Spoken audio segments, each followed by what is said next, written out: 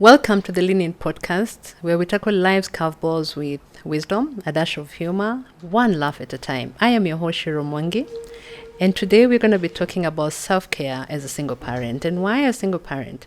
Because I am a single parent, so I can relate, and I know how interesting, how tough it can be.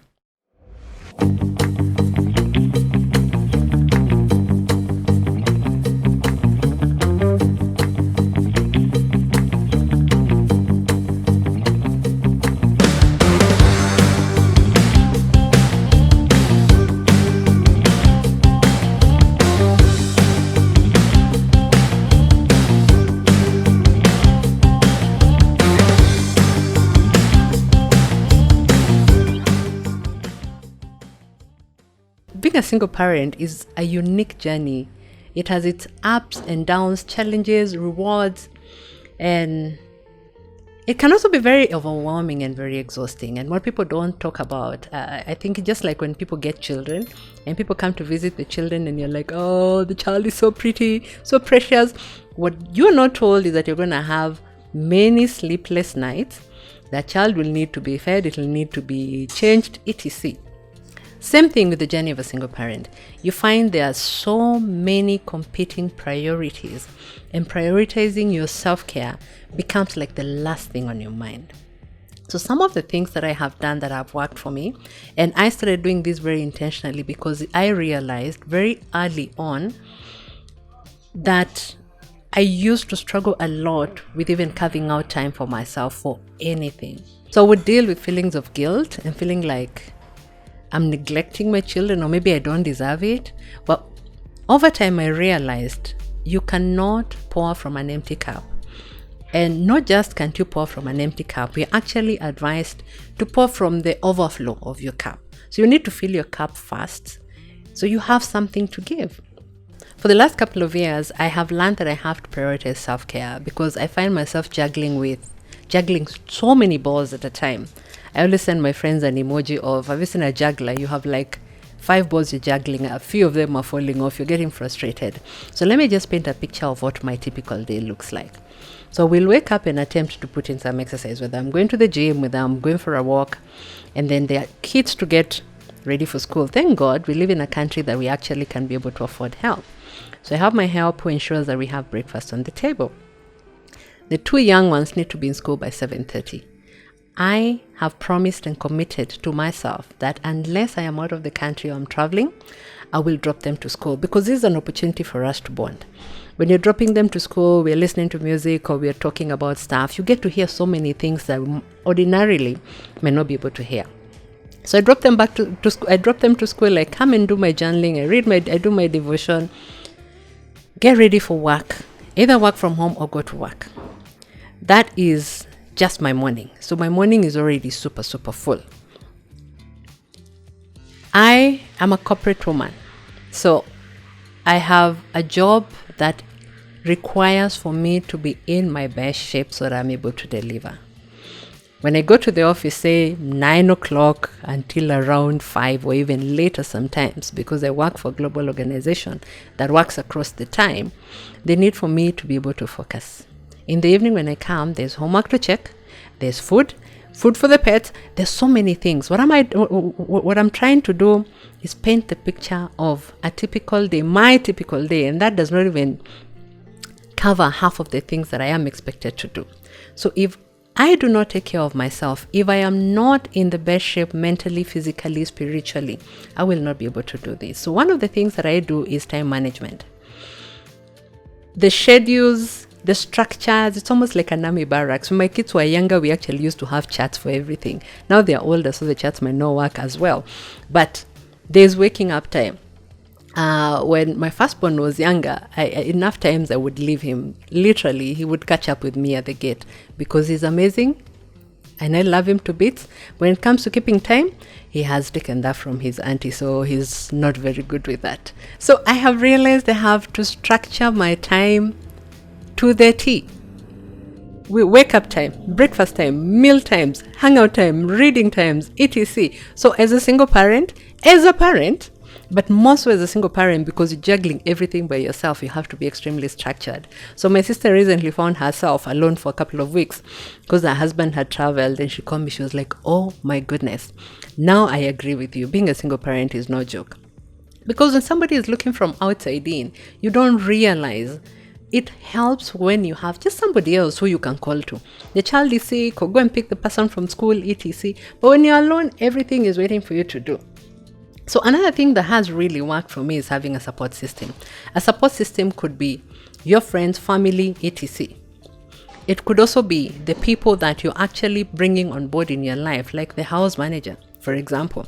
I love having a spotless house. I am a germaphobe to death. So my house help sorts out, is a very big part of my support system, and she sorts out the house bit, the shopping for the house, the cooking for the kids, the breakfast, whatever. So that I have delegated and empowered her to make the decisions. That's part of support. I have 3 children, so when they have activities in different directions, I cannot be able to tell myself in those different directions.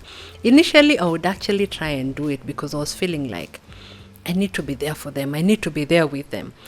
At the end of the day, I'd come and collapse because I'd be too tired. I have been driving left, right, center. So the day that I know that it's full of activities, I'll hire a driver for the day. That is part of support system. Another thing that I also usually do that will give me a bit of bandwidth to just breathe and decompress. Whenever my kids are on school holidays, whenever they're on midterm break, they will go to my mom's for at least a night. What does this do for me? So first, I'm an ambivert. I recharge in isolation. So you can imagine you're going. Monday to Friday. The weekend you go. January to December. So when you have a bit of downtime, when I go to my mom's, that becomes a time for me to just decompress and take care of myself. That's part of support. That's part of support system. So another thing that I found working is having boundaries. For example, work time and being present. Having boundaries and being present in spaces that I am in. So for example, if I say I'm going to meet my friend between 5 and 7 p.m., it's 5 and 7 p.m. And that means if she comes at 6 p.m., we'll only have an hour to hang out. I remember joining an organization once, and 2 days later, it was my son's birthday, and we had planned to have a family dinner. And then a meeting is set up.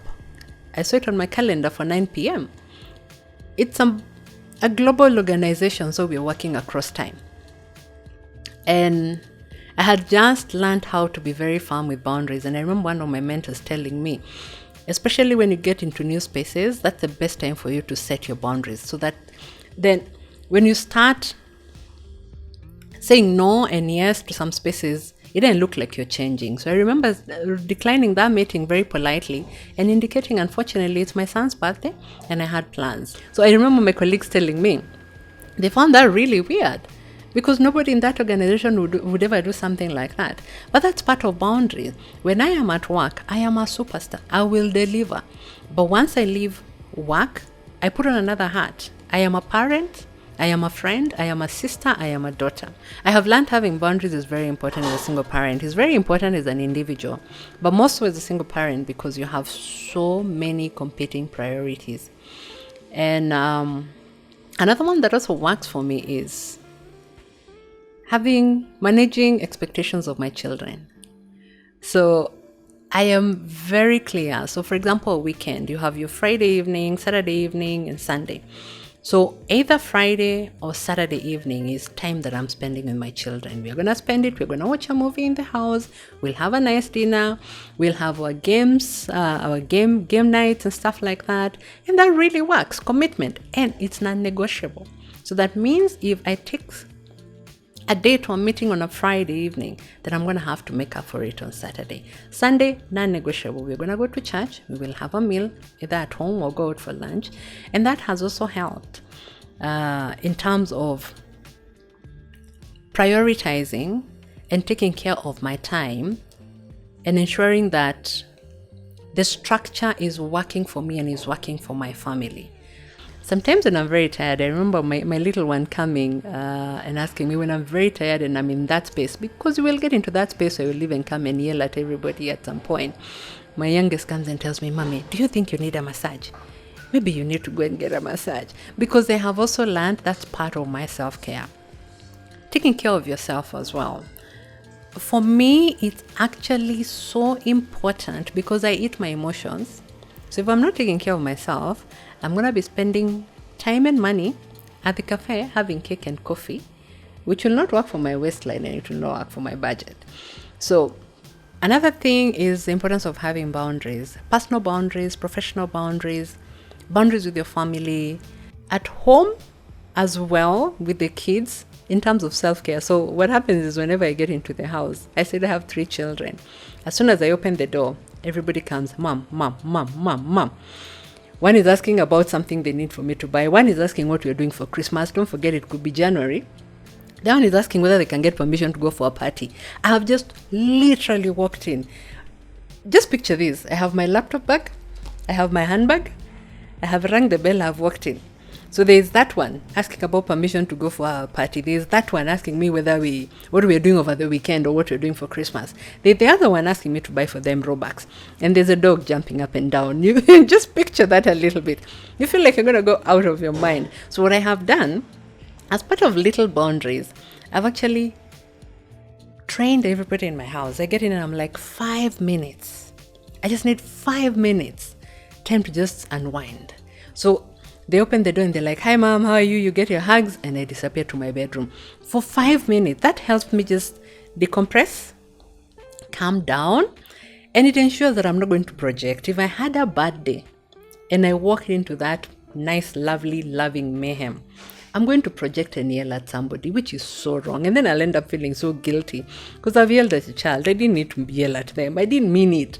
Now I might need to apologize. You know how hard it is for an African woman to apologize to their children. We're learning. But having boundaries and having structures even at home has really, really helped me. Another thing that I have done that has helped with my self-care is observe my exercise time. Remember I talked about my day. I have to squeeze in at least 30 minutes of exercise. If I'm going to walk in the morning, I'm going to go to the gym, maybe I'll golf a little bit, whatever it is, I will try and ensure 5 days a week I'm putting in a bit of exercise. What happens is when you exercise, you release the feel-good hormones and you're happier, you have positive energy. When I have a really, really tough day, and I walk in and my kids go like, Mommy, how was your day? Because we have a very interesting relationship with my children. And I'm like, it was tough. The little one will go and get my sport shoes. They're like, the older one will even offer to go for a walk with me because they know that's one way that I use to decompress. So find ways for self-care that work for you as a parent, as a single parent. This works for whether you're single or you're in a relationship, but more so for single parent because you're juggling and you're alone. You don't have a plan B. You can't tell your partner that today I can't parent, I can't adult. I like the t-shirts and the memes that we are seeing nowadays. Like, I can't adult today. I wish I could be able to do that every so often, but you can't. Everything is waiting for you to come and do at the end of the day. Another one that I had to deal with and I'm still dealing with is overcoming guilt. Like, on a Saturday morning and I'll say, today I am doing nothing. Today I'm not adulting for sure. I will go to the spa, I'll make my nails, I'll do a mani, I'll do a pedi, I'll do a facial, I'll get a massage. It's my self-care day. So when I started that habit, I would feel so guilty. And then my kids had also known, and kids are a big manipulator, so they knew I would feel guilty. So when I'm going for my spa day, they would always ask, can we get pizza for lunch? Can we get cake? Can we get what? And because I was feeling guilty, I was feeling like I don't deserve it. I was feeling like, oh my goodness, I'm leaving them to go and just relax. I'd give in to all these things. As time has gone, I'm like, by the way, today is mommy's day. I'm going to the spa. You are going to be good. Our nanny has made very nice chapatis, so enjoy your lunch. And that has really helped because even when I'm enjoying that time alone, I don't have something hanging at the back of my mind. And spending time with friends that every so often I'll hang out with. If I want to go for a movie, I know who I need to call. If I want to go and just have a nice meal, I know who to call. If I want to go hiking, I know who to call. So ensure you have a tribe around you, people you can hang out with and do different things. That's part of self-care. Self-care is self-love. Again, remember, you can't give what you don't have. You can't pour from an empty cup. You can't love on your children. You can't be a good sister. You can't be a good employer, manager, whatever, if you do not have a full cup. So prioritize your well-being. Do not feel guilty about it. Yeah, so make sure you have a good support system around you. And support system could be your family, it could be your friends. It could be, like I said, I will take my kids to my mom's for a weekend. I also have a friend. Every so often when I feel like the walls are caving in, and because I recharge in isolation, I just need a weekend every so often. So I have a friend, sometimes I'll just call her and I'm like, you know what? I need a break.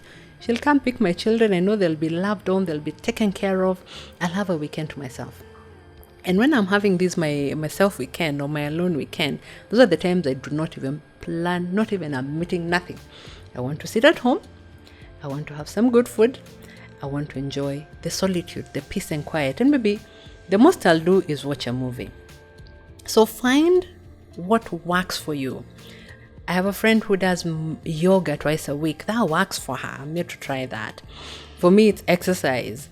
I have another one who, if she's not on the golf course 4 days a week, she feels like something is just not on. So find what works for you. But remember, all these tips that I am sharing, it's not a one size fit all. So as we come to the end of this podcast, I'd like to encourage you to find out what works for you, but prioritize your well-being, prioritize your self-care. Self-care equals self-love.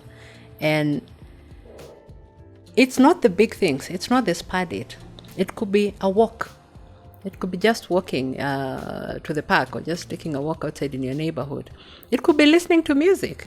It could be having a good meal. Whatever works for you as regards self-care, do that and do that for you. As we come to the end of this episode, I'd like to encourage you to prioritize your well-being, prioritize your self-care, prioritize your self-love.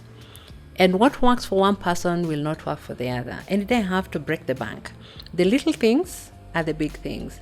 For you, it could be taking a walk. For me, it could be having a nice meal or a weekend alone, as I said, of quiet and solitude. For another person is going for a movie. For another person is going out on a date. Pick what works for you and do it repeatedly, because you cannot pour from an empty cup. You actually pour from the overflow. So make sure that your cup is full enough and overflowing so that you can pour into your children, you can pour into your loved ones. This makes you a better mother, sister, employee, employer. It makes you a better person. Thank you very much for tuning in. Please drop in the comment section. Let me know what kind of self-care practices that you're doing. Let me know what your struggles are. Let me know what your wins are. Let's do this together. Share and subscribe.